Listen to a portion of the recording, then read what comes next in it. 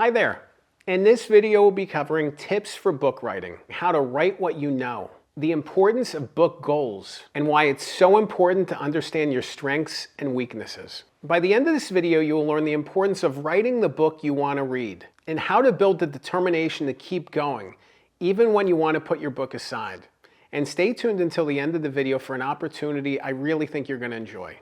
Let's dive in.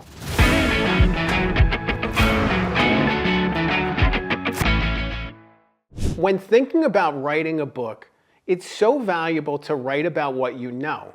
You are an expert in the things you know. You're not an expert in the things you don't know. So if you want to write a book about a specific topic, you should have some familiarity with it. You should have some experience with it. You should have some insight into it. If you aren't an expert, you need to gather that information somehow. It could take years and years to become an expert, to research. You know, you can obviously write books outside of your skill set, but what's the end goal there? What are you trying to accomplish? If you want to become an expert on something, it should be something that you already know about at some capacity. I mean, if you're going into it saying, I don't know anything about a topic, but I want to become an expert, you're looking at a 5 to 10 year commitment probably before you actually write a book. Maybe 1 to 2 years at least, but probably 3 to 5 at least, maybe more than that. It takes a long time. I've worked on so many different projects as a ghostwriter. People will hire me to help them write their books. And it's really interesting when somebody comes to me with a topic I know little about. I know a little bit about a lot of things. I see myself as a generalist. I see myself as somebody who can adapt to really any story topic. From my days in journalism and breaking news, I handled anything that came across my desk.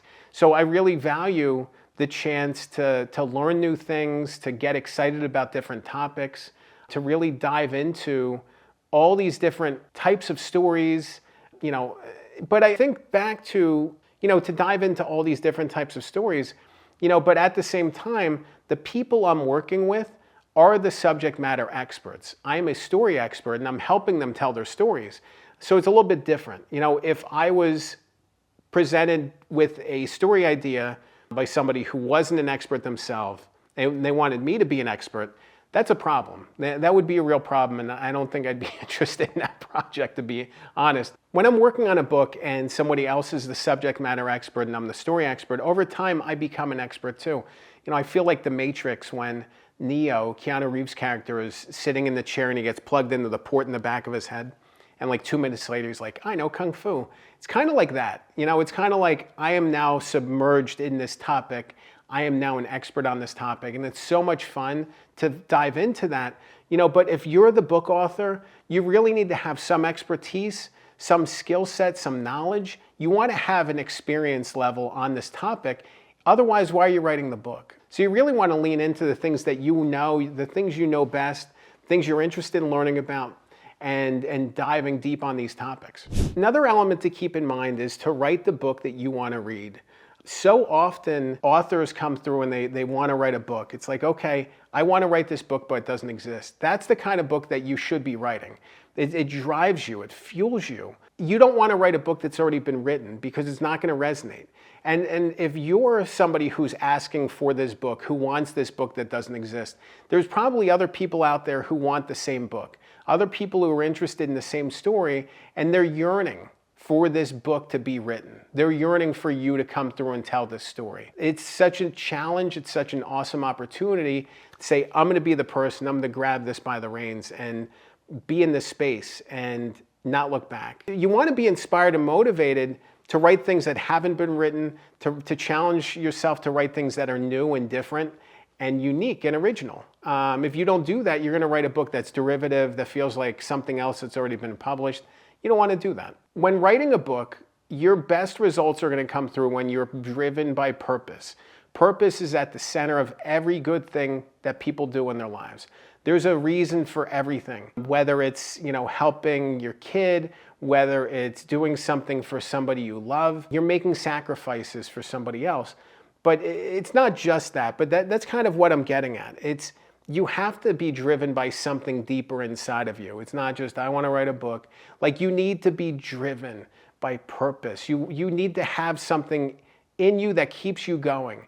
That even when you don't want to write, you're writing because you're driven by this thing. You want to keep going day after day after day, and you need to have a reason to come back to it. Maybe you want to take the next step as a thought leader or CEO. Maybe you want to establish yourself as an author. Maybe you want to write a book and challenge yourself. Maybe you want to pass along a story to your family. Maybe you want to build your platform. Whatever the case may be, lead generation for your business, speaking engagements, whatever the case may be, think about your purpose. Your purpose is going to help you keep going with the writing. It's going to help you want to finish this book. The biggest tip I have for anybody interested in writing a book, stick with it. Writing a book is hard. Writing a book is challenging. It can weigh on your mind and it can be heavy to walk around with this story that you're telling in your mind day after day, week after week, month after month, year after year. It's a lot. It's a lot to have this companion, this shadow with you at all times when you're working on your book. Your book will feel like a shadow. It will feel like this thing that's just following you around. There's a children's book that I really am inspired by and moved by, and I recommend you check out. It's called What Do You Do With an Idea? And it really talks about, kind of this thing following you around and then eventually letting it go into the world. It was probably the best book on book writing I've ever seen. It's a children's book. It's illustrated. It's gorgeous. Check it out. But I think there's something to that. The fact that you're just carrying this message around year after year, and people are going to ask you, how's your book coming along? Especially if they know you're working on it. How's your book coming along? You want to give them a good answer. It's embarrassing. And I've been there. You've probably been there too. How's your book coming along? And you have nothing to say. So you kind of cover it. Oh, it's coming along. I've been busy. And you keep saying that again and again and again. And it just feels so redundant. You want to stick with it. You want to build good habits. You want to make progress. Consistent progress yields results. So you want to make consistent progress on your book. You want to keep working on it. But you really need to be driven by that thing inside, because that's going to help you to keep going. That's going to help you to push forward through the obstacles. When you see an obstacle in your path, whether it's you're too busy, whether it's you're distracted, whether you're having trouble with your computer or tech issues or something else, find a way around it. Find an alternative path. Find the path of least resistance, because by doing so, you're going to empower yourself to want to keep going.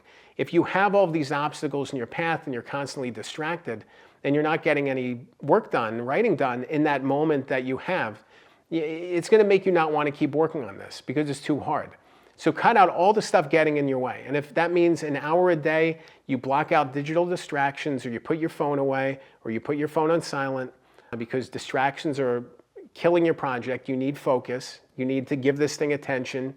You need to, treat it like a plant and nourish it, and it will grow. You need to find out the things that are getting in the way and remove them.